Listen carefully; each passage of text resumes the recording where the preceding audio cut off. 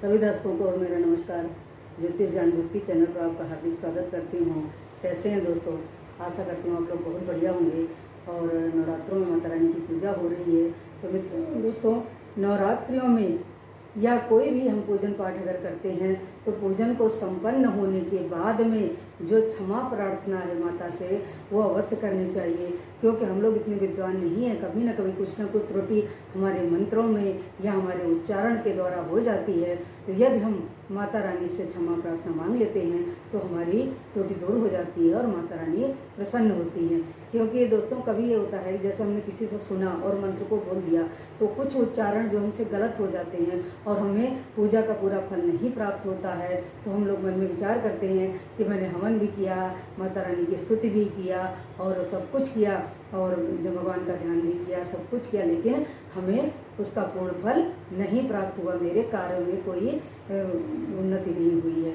ये सोचकर हम लोग कभी कभी निराश हो जाते हैं। परंतु जगत जननी जगदम्बे भैया सबको देने वाली हैं, यही सब कुछ देती हैं और इनकी यदि हम आराधना भक्तिपूर्वक करते हैं तो ये हमारे सारे मनोरथ को पूर्ण करती हैं। लेकिन अगर कुछ हमसे त्रुटि होती है तो उसका अपराध भी हमको दंड भी देती हैं। तो इसलिए जब भी हम कोई भी पाठ करें, जितनी देर हम उनका पाठ करें, स्तुति करें या ध्यान करें या मंत्र उच्चारण करें, जैसे सप्तशती का पाठ कर रहे हो तो सप्तशती का पाठ कर लीजिए, मंत्रों का उच्चारण कर लीजिए, जो भी करते हैं कवच अर्गला कीलक या सिद्ध कुंज का जो भी पाठ करते हैं। उसके बाद भोग लगाने के बाद आप आरती कर लीजिए और आरती करने के बाद में यदि आप क्षमा प्रार्थना कर लेते हैं तो आपकी सारी जो त्रुटियाँ हुई हैं पूजन में या किसी प्रकार के मंत्र में वो दूर हो जाती हैं। तो माता रानी को प्रसन्न करने के लिए या किसी भी देवता को अगर हम पूजन कर रहे हैं तो उनको प्रसन्न करने के लिए तो आरती के बाद में क्षमा प्रार्थना अवश्य करनी चाहिए। तो दोस्तों, आज मैं आपको बताती हूँ कि क्षमा प्रार्थना कैसे करना है। यदि आप इसका पाठ नहीं कर पाते हैं, संस्कृत में है, तो आप इसको सुनिए और सुनने के बाद उनसे हाथ जोड़कर प्रार्थना करिए, हे भगवती, मैंने मन क्रम वचन से आपकी पूजन किया हुआ है, जो त्रुटि हुई हो उसे क्षमा करना। तो आइए सोच सुनते हैं और पाठ करके मैं आपको बताऊंगी कि इसका पाठ कैसे करना है। तो ना मंत्रम ना यंत्रम तदपि ना जाने स्तुति महो, ना आह्वानम ध्यानम तदपि ना जाने स्तुति कथा, ना जाने मुद्रासते तदपि ना जाने विल्पनम, परम जाने महत् अनुसरणम क्लेश हरणम, विधेयर ज्ञानेन द्रवण विहरेल सतया, विधेया शक्तया त्वातो चरण योर्या च्युतिर्भूतः, तदेतत् क्षन्तव्यम जननी सकुलो द्वारणी शिवे, कुपुत्रो जायते क्वचित् कुमाता न भवति, पृथिव्यां पुत्रास्तते जननी बहुवा सन्ति सरला, परं तेषां मध्ये विरल तरलो अहं तव सुतः, मदीयो अयं त्यागा समुचितमिदं नो तव शिवे, कुपुत्रो जायते क्वचिदपि कुमाता न भवति। परंतु मैं पुत्र कुपुत्र हो सकता है लेकिन माता कभी कुमाता नहीं होती, ऐसा इस क्षमा प्रार्थना में बताया गया है।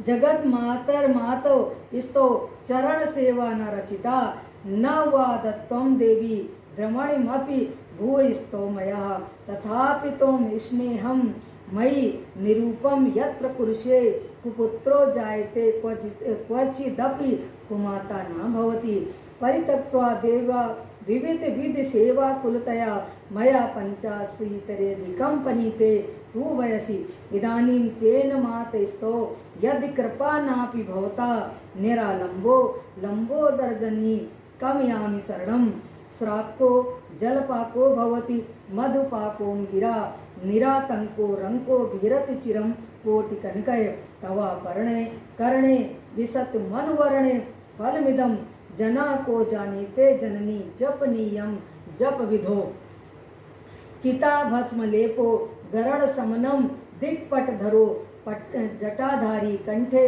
भुजगपतिहारी पशुपति, कपाली भूतेशो भजति जगदीश सहित पदवीं, भवानी त्वत्पाणि ग्रहण परिपाटी फलमिदं, न मोक्ष आकांक्षा भव विभव वांछा चा नामे, न विज्ञानापेक्षा शशिमुखी सुखेच्छापि न पुनः, अतस्त्वं संयाचे जननी जननम ज्ञातुमम वे मृणाली रुद्राणी शिव शिव भवानी नीति जपता नराधितासु विधिना विविधोपचारे किम रुच्छ चिंतर परर्ण कृतम विचोभि श्यामे त्वमेव यदि किंचन मया नाथे दस्ये कृपा मुच्चित मम परम त्वमेव आपस्सु मग्ना स्मरणं तो दीयम करोमि दुर्गे करुणाणवेशी नैथट्ठ तम त्वं मम भाव यथा क्षुधा तुषारता जननीम स्मरन्ति जगदम्ब विचित्रमत्र किम परिपूर्णा करुणास्ति चेन्मयी अपराध परंपरा परम नाहि माता समुपेक्षिते सुतम मत समा पातकी नास्ति पाप श्री तत्समा नाही एवं ज्ञात्वा महादेवी यथा योगम तथा कुरु। इसमें कहते हैं, हे दुर्गे माँ करुणा निधि महेश्वरी, मैं विपत्तियों में फंसकर आज जो तुम्हारा स्मरण करता हूँ पहले कभी नहीं किया है, इसे आप सठता ना मान लेना, क्योंकि भूख प्यास से पीड़ित बालक ही माता को स्मरण करता है। जब तक वो सुखी रहता है तब तो माता की याद नहीं आती है। जगदम्बे, मुझ पर जो तुम्हारी पूर्ण कृपा बनी हुई है इसमें आश्चर्य की कोई बात नहीं है। पुत्र अपराध पर अपराध क्यों न करता रहे, किंतु माता उसकी उपेक्षा कभी नहीं करती है। महादेवी, मेरे समान कोई दूसरा पातकी नहीं है और तुम्हारे सिवा कोई दूसरा पापहारिणी नहीं है। ऐसा जानकर जो उचित आपको जान पड़े वो करिए।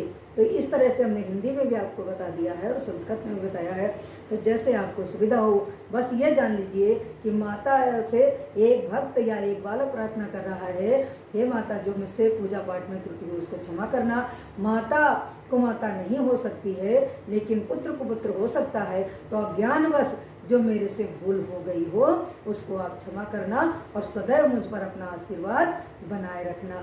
ऐसी जगदम्बा के चरणों में प्रार्थना करनी चाहिए। बोल साचे दरबार की जय।